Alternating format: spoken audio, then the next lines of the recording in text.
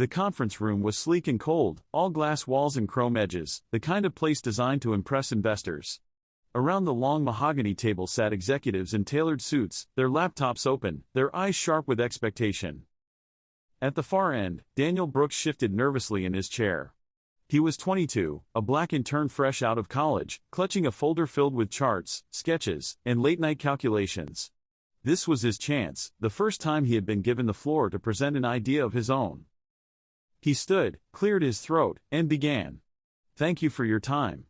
I'd like to share a proposal for a new client engagement platform, one that integrates real-time analytics with personalized user experience. I believe it could." Before he could finish, his supervisor, Mr. Collins, leaned back in his leather chair and let out a chuckle. The sound was sharp, deliberate, designed to slice through Daniel's confidence. "An intern proposing strategy to the board?" Collins drawled. "That's adorable. Why don't we stick to the basics and leave the big ideas to people with experience?" A few executives smirked. Others looked down uncomfortably at their notes. Daniel felt heat creep up his neck. His carefully rehearsed words stumbled on his tongue. I've run projections," he tried again, voice faltering but steady enough to push forward. "If you look at the potential savings..." Collins cut him off with a dismissive wave. "Projections don't mean anything when they're drawn up by someone who hasn't even finished their first year here. You're too green to understand how this business really works." The words landed like a punch. Daniel's chest tightened, his throat dry. Around the table, silence stretched, awkward, heavy.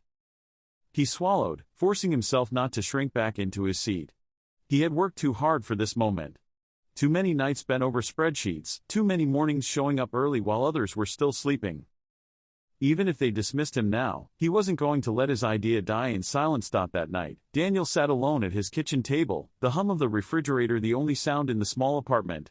The glow of his laptop screen lit his face as he scrolled through the same slides he had presented earlier, eyes stinging from the replay of humiliation. The proposal wasn't a fantasy. He had run the numbers 100 times, cross-checked every model, tested his assumptions until they held firm. He knew it could save the company millions. But none of that mattered once Collins had laughed. In that moment, he had been reduced to the intern, invisible, unqualified, a kid who didn't belong at the big table. It wasn't the first time. Daniel had grown up in a part of the city most people ignored, a place where broken streetlights stayed dark for months, and ambition was often swallowed by circumstance. His mother worked double shifts as a nurse, his father, when he was around, hustled to keep bills paid. Daniel had learned early that if he wanted a different life, he'd have to claw his way toward it. School became his way out. He devoured business case studies the way other kids inhaled comic books. Nights spent tutoring himself in economics, weekends spent interning at local nonprofits just to gain experience. He never stopped moving forward.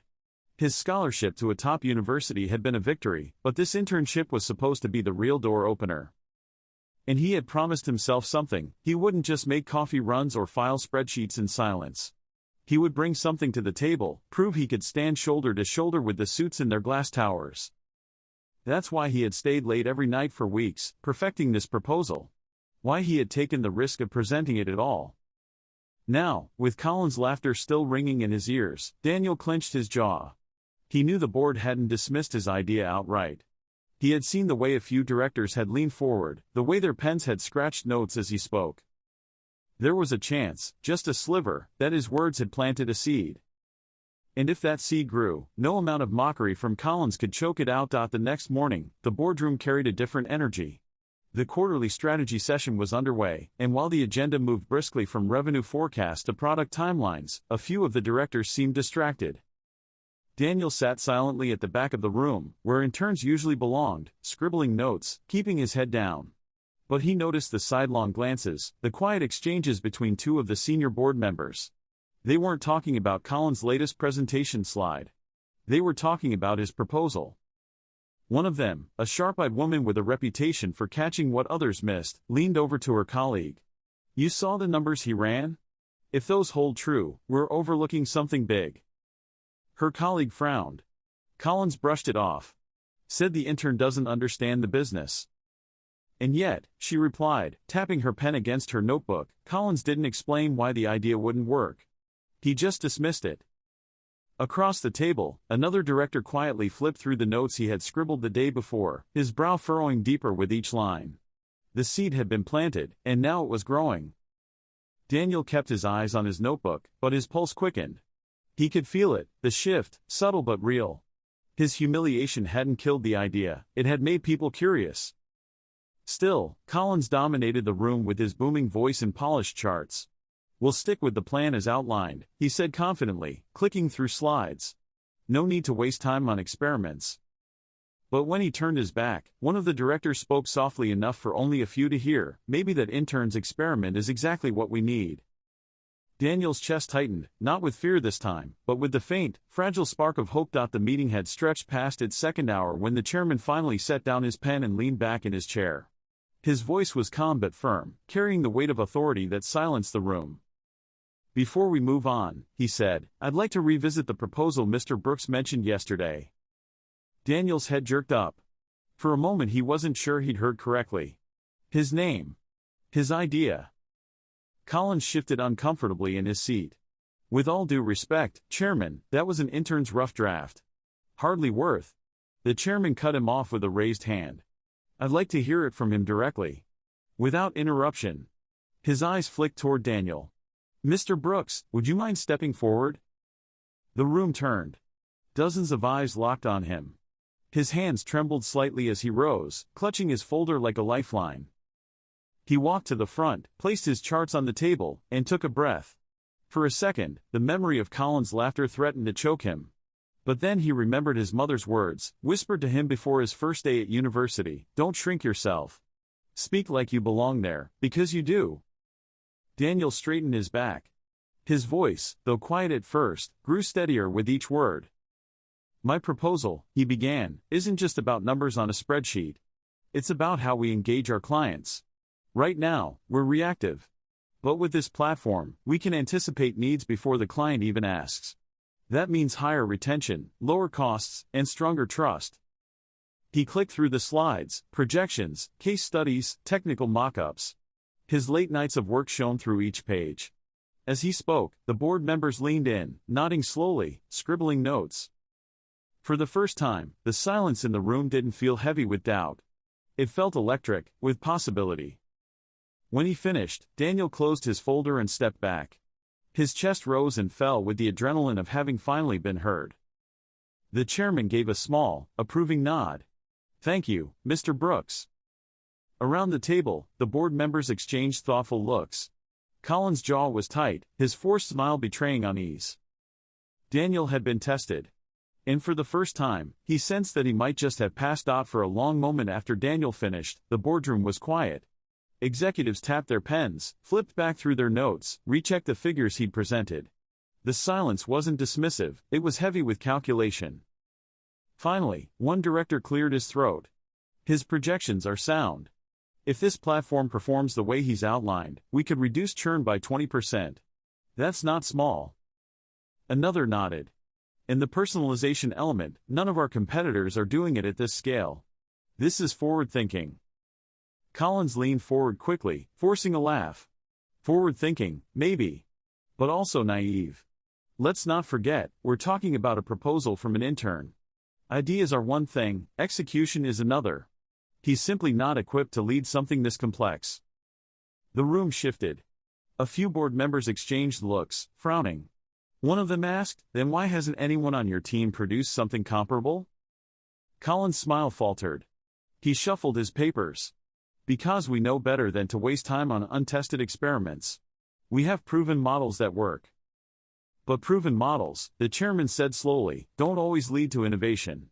Sometimes fresh perspective is exactly what a company needs." Daniel stayed silent, his heart pounding, watching as the debate unfolded over his idea. He wasn't used to being the center of attention, especially not in a room where power was currency. But he could feel it, the shift in the current. The same men and women who had ignored his voice yesterday were now weighing it against his boss's authority. Colin's dismissal had cracked. And through the crack, Daniel's idea was beginning to shine. The debate reached a crescendo. Collins was red-faced now, his polished confidence unraveling with every counterpoint. He waved his hand dismissively toward Daniel. "This is reckless," he insisted. Giving an intern this kind of responsibility will end in disaster. I've led this division for years. If anyone should head this project, it's me." The chairman leaned forward, folding his hands. His tone was calm, but carried the finality of a gavel. "Mr. Collins, no one questions your years of service. But today's meeting has shown us something important." He glanced down the table, making eye contact with each director in turn. "We're not here to reward tenure. We're here to reward ideas that will carry this company forward." Then he looked directly at Daniel. "And Mr. Brooks has presented an idea that deserves to move forward." The boardroom fell into a hush. One by one, directors began to raise their hands. "I vote in favor of pursuing the project as outlined." "I second." "I agree." The chairman nodded, then delivered the words Daniel never thought he'd hear. "The board votes unanimously to adopt the proposal. And furthermore, we appoint Mr. Brooks as project lead." The room shifted as though the very air had changed. A ripple of surprise passed through the executives. Collins sat back in his chair, pale, his jaw tightening. Daniel felt his chest tighten too, but not with fear this time. With disbelief. With pride. His hands trembled slightly as he tried to steady them on the folder before him. The chairman's voice softened. "Mr. Brooks, the board recognizes your vision. It's time to see what you can do with it." Around the table, a few executives began to clap. The sound grew, filling the room with the rhythm of respect, real respect, earned not through title, but through courage. Daniel had walked into the meeting as an intern. He walked out as a leader. The meeting dissolved into handshakes and muted conversations. Executives filed out of the boardroom, some pausing to clap Daniel on the shoulder, others offering polite nods that carried more weight than words. For the first time, their eyes didn't pass over him, they held, acknowledged, respected. Collins slipped out silently, his face tight, his footsteps clipped against the marble floor. Daniel didn't watch him go. He didn't need to. Instead, he gathered his folder, still trembling slightly, and stepped toward the wide glass windows overlooking the city. The skyline stretched out in front of him, towering, alive, daunting, and full of possibility. The afternoon sun poured in, casting long shadows across the polished table behind him. For a moment, Daniel just stood there, breathing it in. He thought of the nights he'd worked alone in his tiny apartment, building slide decks on a flickering laptop. He thought of his mother's tired smile when he told her about the internship, and how he had promised he would make it matter. He thought of Colin's laughter, sharp and dismissive, and how it had only made this moment sharper, sweeter. His reflection in the glass no longer looked like the intern. It looked like a man standing on the edge of something bigger. A colleague approached, hesitating before speaking. "Congratulations, Daniel. You really earned this." Daniel smiled, not boastful, just steady. "Thank you," he said. And he meant it, not just for the words, but for the recognition behind them. The city stretched wide before him, and for the first time, it felt like it was his to step into.